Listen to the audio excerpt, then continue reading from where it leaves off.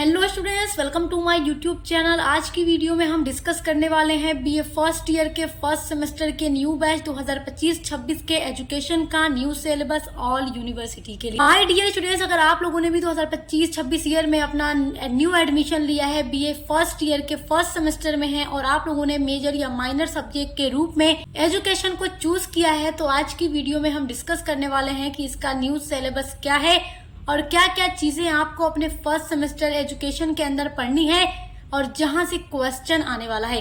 क्योंकि जब बच्चे अभी नए नए होते हैं ग्रेजुएशन में, तो उन्हें इन सब चीजों के बारे में कोई आइडिया नहीं होता कि उन्हें अपने सब्जेक्ट्स की पढ़ाई कैसे करनी है, सिलेबस कैसे देखना है, कैसे समझना है और एग्जाम में क्वेश्चंस कैसे आएंगे, किस तरीके से पढ़ाई हम शुरू करें। तो उसके लिए आप हमारे चैनल को सब्सक्राइब जरूर करिए ताकि आपको अपने आने वाली वीडियोस के नोटिफिकेशन मिलते रहे। क्योंकि यहाँ पर बीए फर्स्ट ईयर के फर्स्ट सेमेस्टर के हर एक सब्जेक्ट के सिलेबस को डिस्कस किया जा रहा है और क्लासेस स्टार्ट हो चुकी हैं और इसी तरीके से 6 सेमेस्टर तक आपको सब कुछ यहाँ पर मिलता रहेगा, मेजर माइनर को करिकुलर हर एक सब्जेक्ट के लिए।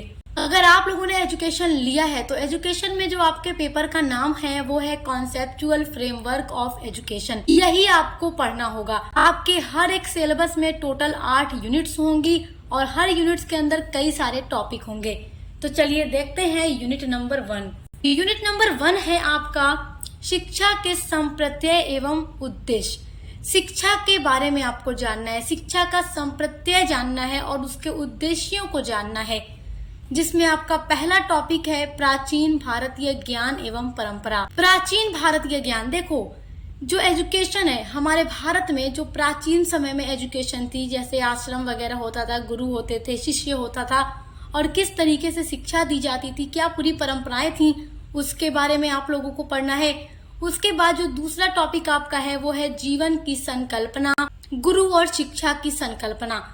जो उस टाइम पर मतलब कि शिक्षा में जीवन की संकल्पना कैसी थी और जो गुरु होते थे, गुरु मतलब जो टीचर होते थे और जो स्टूडेंट होते थे, उनके बीच का रिलेशन वगैरह सब कुछ आपको पढ़ना है।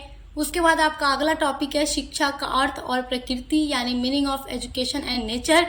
तो आपको एजुकेशन का अर्थ जानना है, एजुकेशन वर्ड आया कहाँ से, कैसे बना, इसका शाब्दिक अर्थ क्या है, इसकी डेफिनेशन क्या है, इसका नेचर क्या है, वो सारी चीजें आपको इसमें पढ़नी है।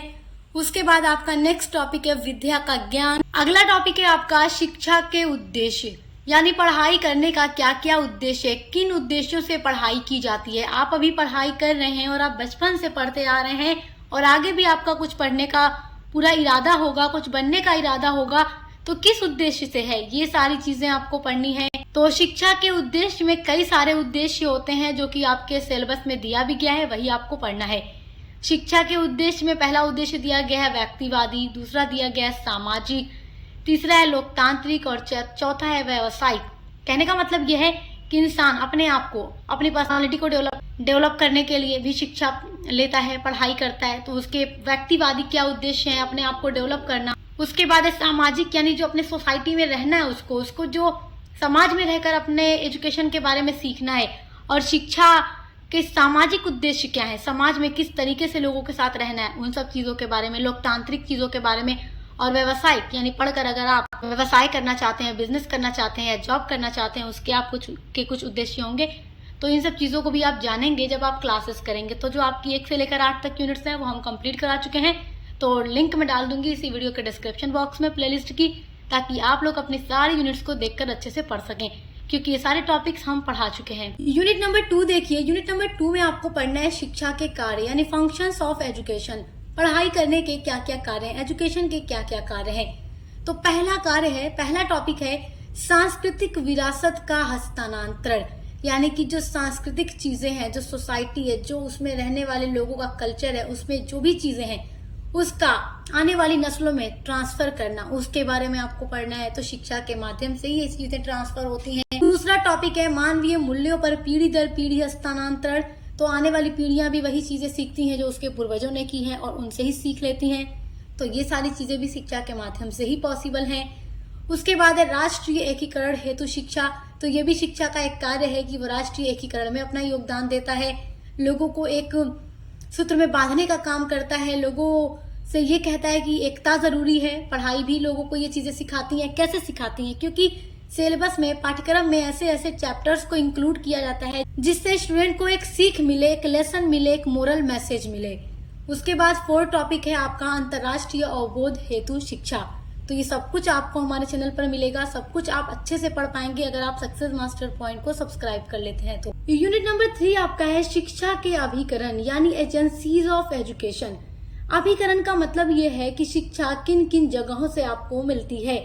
आप ये बताइए कि आप जब पैदा हुए तो पैदा होते ही क्या आप स्कूल जाने लगे थे? नहीं ना। लेकिन घर पर रहते थे तो घर पर रहकर आपके चाहे मम्मी पापा हो या अगर आपके बड़े भाई बहन हो या दादी दादा रहे हो तो उन्होंने कुछ न कुछ आपको सिखाया जरूर होगा। बच्चों को घर पर रहकर ही 1 2 3 4 सिखाया जाता है, A to Z सिखाया जाता है, for apple B for banana सिखाया जाता है। ये सब चीजें बच्चा पहले स्कूल में जाकर नहीं सीखता, बेसिक कुछ चीजें घर पर ही सीख लेता है, चाहे तो अपने बड़े भाई बहनों से या फिर अपने मम्मी पापा से या फिर घर में और कोई भी फैमिली मेंबर है तो उनसे। तो ये क्या है कि आप घर पर ही रहकर कुछ चीजें सीख पा रहे हैं। आपके घर वाले आपको ये भी सिखाते हैं कि बड़े होकर समाज में कैसे रहना है, समाज के लोगों के साथ कैसे व्यवहार करना है, कैसे क्रियाएं करनी है, सारी चीजें आप सीखते हैं। उसके बाद जब आप थोड़े बड़े होते हैं 5 साल 4 साल 6 साल तो आप स्कूल भेज दिए जाते हैं, हम सब स्कूल भेज दिए जाते हैं। तो वो औपचारिक शिक्षा का अभिकरण हो गया जहाँ पर एक आपको रूल रेगुलेशन में रहकर शिक्षा दी जाती है, अलग अलग सब्जेक्ट्स पढ़ाए जाते हैं, अलग अलग पीरियड होती है, हर सब्जेक्ट के लिए अलग अलग टीचर होते हैं। कुछ रूल रेगुलेशन में रहकर आपको पढ़ना होता है, जो भी स्कूल की टाइम फिक्स है उसी टाइम आपको जाना है,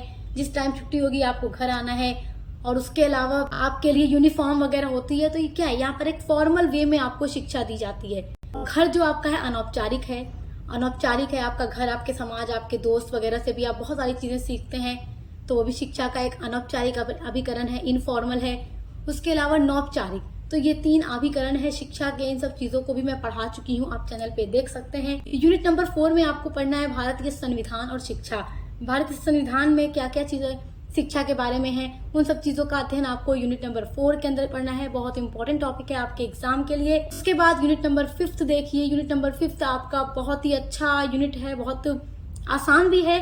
पूर्व प्राथमिक शिक्षा का अर्थ, उद्देश्य और महत्व क्या है। और इसमें बहुत सारी पद्धतियां दी गई हैं जो कि बहुत ही इंपॉर्टेंट हैं आपके एग्जाम के लिए, लॉन्ग में पूछी जाती है एग्जाम में। पूर्व प्राथमिक शिक्षा क्या है, आपने देखा होगा नर्सरी, LKG, UKG, ये सारी क्लासेस आपने पढ़ी होगी बचपन में। तो वो पूर्व प्राथमिक एजुकेशन है।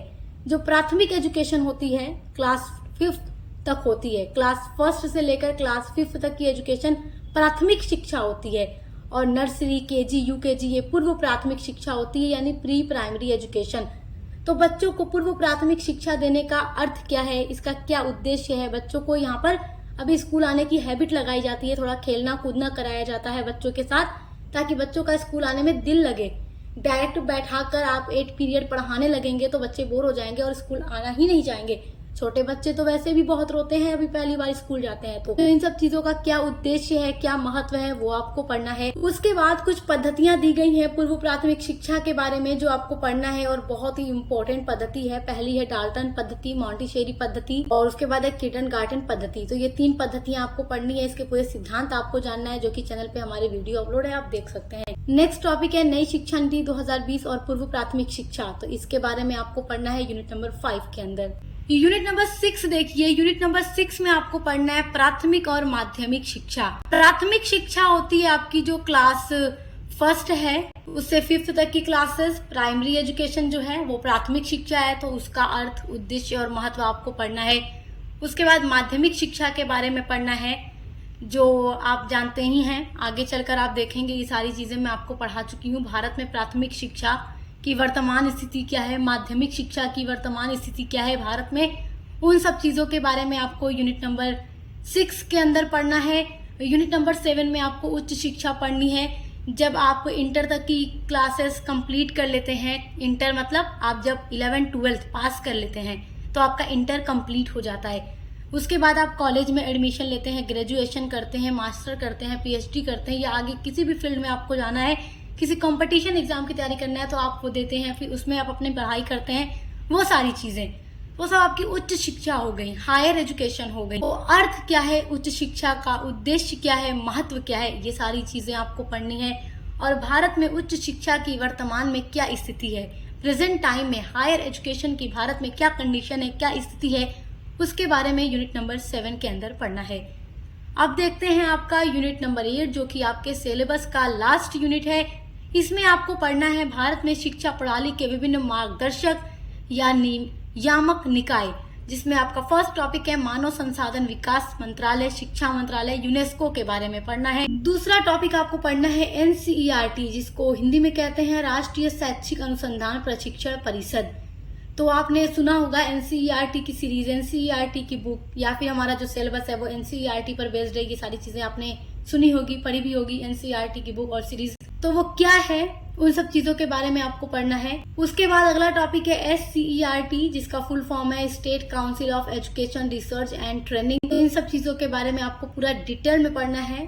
बहुत इंपॉर्टेंट ये सारे टॉपिक हैं। ये सारे टॉपिक आप यहाँ पढ़े रहेंगे तो आपको आगे भी आसानी रहेगी, क्योंकि ये चीजें हर स्टूडेंट को जानना भी जरूरी है। जो बच्चे एजुकेशन नहीं पढ़ रहे हैं उनको भी ये चीजें जानना जरूरी है। अब देखिए अगला है एनसीटीई, यानी राष्ट्रीय शिक्षक शिक्षा परिषद, ये पढ़ना है। उसके बाद है एआईसीटीई, यानी अखिल भारतीय तकनीकी शिक्षा परिषद। तो एजुकेशन के बारे में, शिक्षा के बारे में सारी चीजें जो अभी आपने देखी हैं अपने सिलेबस के अंदर, ये सब कुछ आपको अपने बीए फर्स्ट ईयर के फर्स्ट सेमेस्टर में पढ़ना है और यहीं से आपके एग्जाम में क्वेश्चन आएगा। जितना टॉपिक आपने देखा है इससे बाहर आपके एग्जाम में कोई भी क्वेश्चन नहीं आने वाला है।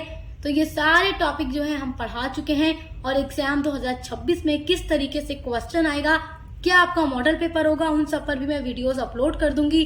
तो आपको टेंशन बिल्कुल भी नहीं लेना है। अपने हर एक सब्जेक्ट की पढ़ाई करने के लिए चैनल पर विजिट कीजिएगा। पसंद आया तो सब्सक्राइब करना मत भूलिए। हम मिलते हैं अगली वीडियो के साथ।